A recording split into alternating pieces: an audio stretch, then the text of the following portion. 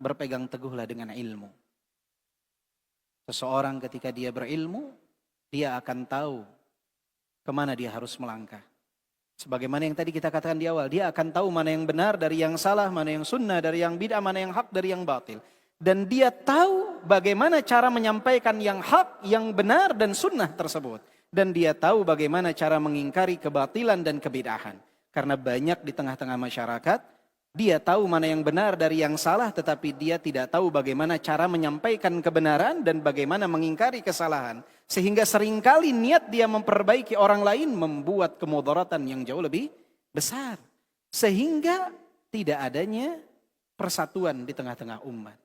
Tidak adanya kerukunan di tengah-tengah umat. Karena apa?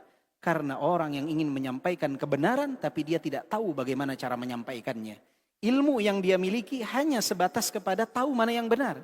Tapi dia tidak mempelajari bagaimana cara menyampaikan kebenaran tersebut.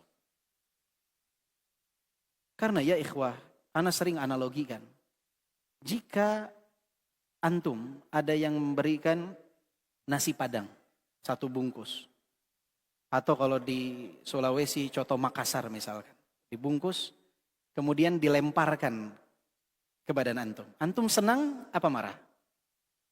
Senang atau marah? Marah kan? Marah. Padahal yang dikasih coto Makassar.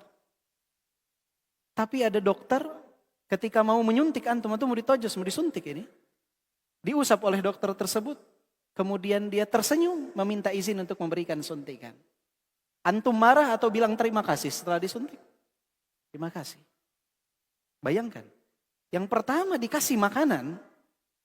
Menimbulkan kemarahan, disuntik menimbulkan senyuman. Masalahnya bukan pada makanannya, tapi cara memberikan makanannya.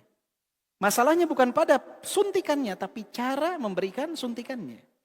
Maka ketahuilah 80% orang itu lebih melihat kepada cara menyampaikan daripada apa yang disampaikan. Sehingga tidak heran banyak orang yang membawa kebatilan dengan cara yang indah. Kenapa orang banyak yang senang dengan hal tersebut? Karena cara penyampaiannya yang tepat. Sehingga seringkali ya ikhwah, ketegasan yang harusnya dimiliki oleh ahlu sunnah direbut oleh orang lain. Kelembutan yang harusnya dimiliki oleh ahlu sunnah itu direbut oleh orang lain. Harusnya kebenaran itu temannya adalah kelembutan. Bukan kasar, kelembutan. Ini temannya kebenaran. Walaupun dalam beberapa momentum perlu yang namanya ketegasan. Maka pelajarilah ilmu dan pelajarilah cara menyampaikan ilmu. Sering sekali banyak di antara kita kok menimbulkan perlawanan ketika menyampaikan dakwah di dalam keluarga. Tidak usah jauh-jauh, dalam keluarga. Kok istrinya tidak mau mendengar? Kenapa suaminya tidak mau menerima nasihat? Kenapa kakaknya, adiknya, anaknya? Mungkin bukan pada ilmunya yang salah, tapi pada cara penyampaian ilmu tersebut. Karena penyampaian ilmu itu adalah ilmu tersendiri yang harus kita pelajari. Hafayu TV, telaga di kegersangan ilmu.